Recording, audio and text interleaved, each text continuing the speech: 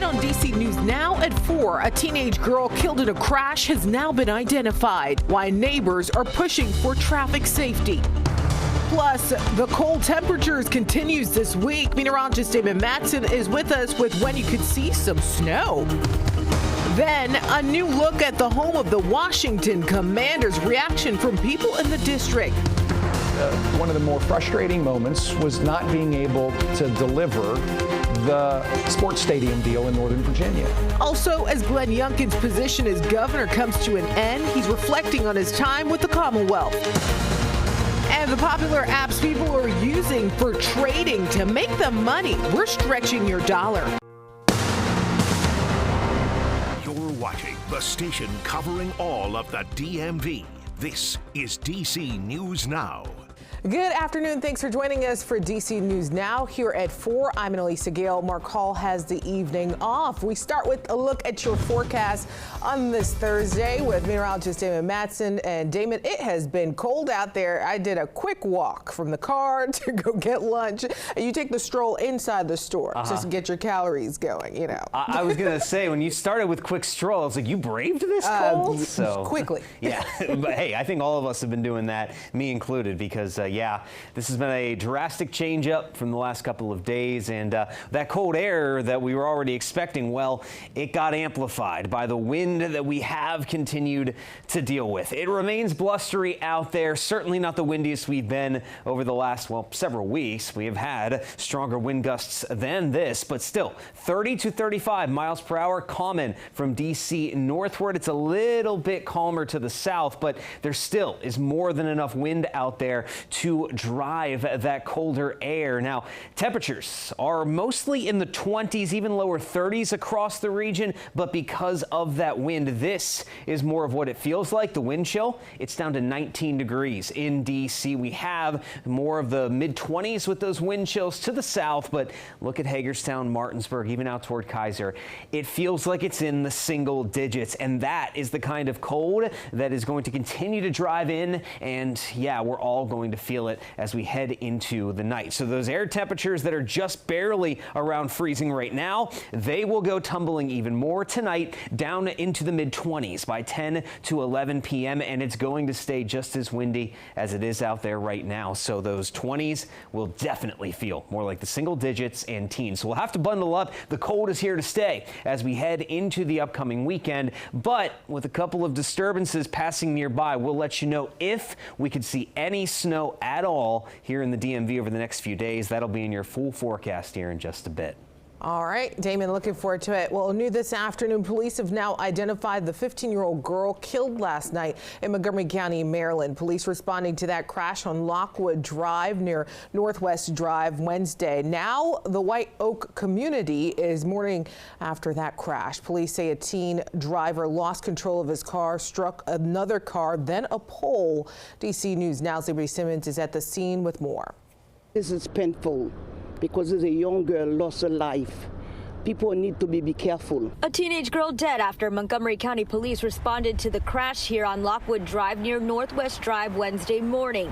Investigators say the 18-year-old driver of a Lexus was driving south on Lockwood Drive when he passed a bus near Northwest Drive. Officers say at the intersection, the driver swerved to avoid a Toyota traveling through, but they say the driver clipped the front of the Toyota instead, lost control and crashed into a utility pole. When I came to my house, I just saw the crash, or the pole down. 15-year-old Lexus passenger Taiba Reze died at the scene. Another 20-year-old passenger was rushed to the hospital with critical injuries. Another 28-year-old passenger and the 18-year-old Lexus driver suffered minor injuries. The crash now prompting urgent calls from the community for other drivers to be more cautious. You need to be careful and watch what you're doing. So it's very hard for a young girl, 18 years old, 15 years old, lost her life. This is for nothing. Just be careful. Go slow. Take your time. And that was Liberty Simmons reporting there. Also staying in Montgomery County now, 5 people and 3 children have been displaced after a fire to home in Glenmont. This all happened this afternoon in Sheraton Street, and officials say wind played a factor there as they battled that fire. The cause of that fire, though, is still under investigation. Also turning to Fairfax County now, where crime scene photos were shown to the court today during the ongoing double murder trial for Brendan Banfield Steen here in Fairfax County there. Banfield is charged in the murder of his wife, Christine, and another man allegedly sent to their home through a fetish website in an effort to run off in a relationship with the family au pair that is also pictured to my left here. Now, we do want to warn viewers, some of the photos that you're about to see may be disturbing. DC News Now's Randy Bass was in the courtroom as those photos were shown to the jury and the gallery. Randy, what did you see there? Yes, today really was our first look at some of the evidence left behind after these alleged double murders happened nearly 3 years ago inside the Banfield home. Christine Banfield and Ryan Banfield and Joseph Ryan, painting a dramatic, graphic picture of what investigators walked into that day. Crime scene photos shown during day 4 of the Banfield murder trial. Prosecutors say Brendan Banfield carried out the plot to murder his wife Christine, and a man named Joseph Ryan allegedly lured to the home with chats on a fetish website in an effort to frame him for the crime. Terry Leach was the head crime scene detective that day. The blood soaked through the carpet, through the foam pad, and then onto the subfloor. Earlier this week, prosecutors said in opening statements, blood evidence doesn't lie. And today, focusing in on blood stains, particularly droplets of blood found on Brendan Banfield's jeans from that day. Was it different than the staining on the knees? Most of the stains that you saw in the pants were almost like smears, smudges, like they came in contact with blood.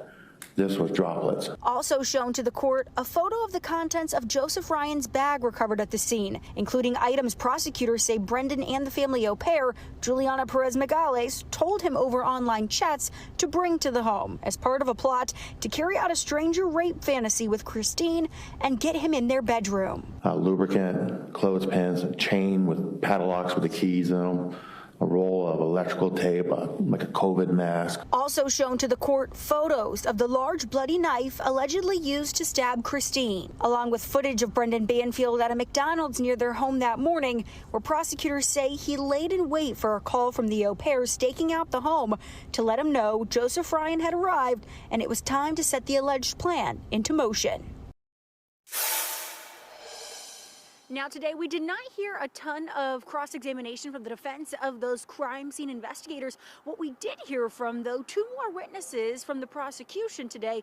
One of them, a window manufacturer. The prosecutor said earlier on in the trial that Brendan Banfield had sought out triple pane glass windows in an effort to try and soundproof the home before carrying out this alleged attack. We also heard from the manager of a gun range where Brendan Banfield allegedly purchased a firearm and where he and Juliana Perez Megales allegedly went to practice firing their weapons before the attack was carried out in February of 2023. More testimony expected through the next hour. We'll bring you more details as we learn them. In Fairfax, I'm Randy Bass, DC News Now. Randy, thanks for following this. And Randy has been following this from the beginning. We'll continue to follow this trial and bring you the very latest updates both on air and online at dcnewsnow.com. You can also watch the full trial streaming on our website. Again, dcnewsnow.com. In Maryland, 2 people have been hurt after a crash in Gaithersburg. It happened this morning on Goshen and Whiteman Road. 2 people were sent to the hospital for their injuries. That crash is now under investigation. And right now, an update in Maryland. 2 people are facing arson charges in connection to a fire in Charles County. One of those accused, a woman we interviewed shortly after that fire. Ashley Ellis spoke to us last October. At the time, she worked at the Hookah Lounge and Cigar Bar and showed us the damage there. Now, the state fire marshal says that she and Sean Justice started that fire.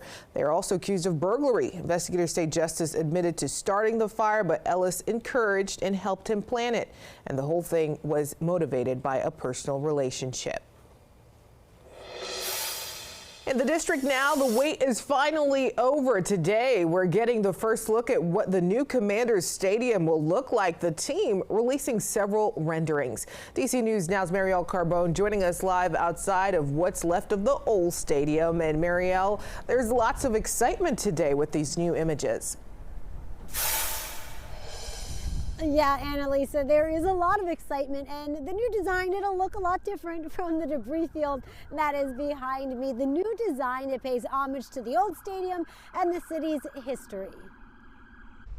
From this to this, the next phase of the RFK Stadium site is loading. The Commanders and Architects HKS releasing these new renderings. The stadium is beautiful. I love it because I'm gonna be there. For Commanders fan Ronald Coleman, the new design brings a new hope for the future of the team. Hopefully playoffs, maybe the Super Bowl one day. Yeah. Designed to hold 70,000 fans, the new stadium includes a dome transparent roof, making it a year-round entertainment facility. The shape pays homage to the old stadium and is wrapped in continuous columns, connecting it to DC's other historic monuments. It aligns with the Washington Monument and the Capitol. This is in the middle of DC, actually. All that is in a straight line. Wrapped around the water, it's a nice picture. To me, this is basic and average. But not all fans are cheering. This rendering is very disappointing. Charles Avon Goins is admittedly a New York fan, with the Commanders his #2 team. I think if you made it a little bit larger, take out the white, make it a little bit more eclectic, maybe more modern, because you know when you build this 20 or 30 years from now, you want people still to be able to have that wow factor. 5 years, 10 years, I see this and I see, okay, it's average. Still, he supports the new stadium and all that it can bring for DC. The good thing is that the area is going to be revitalized, which is good for the economy, housing, jobs, opportunities. And there is also a lot more to the entire campus here. We can expect housing and retail as well. The stadium is set to open in 2030. Reporting live in Southeast DC, I'm Marielle Carbone, DC News Now.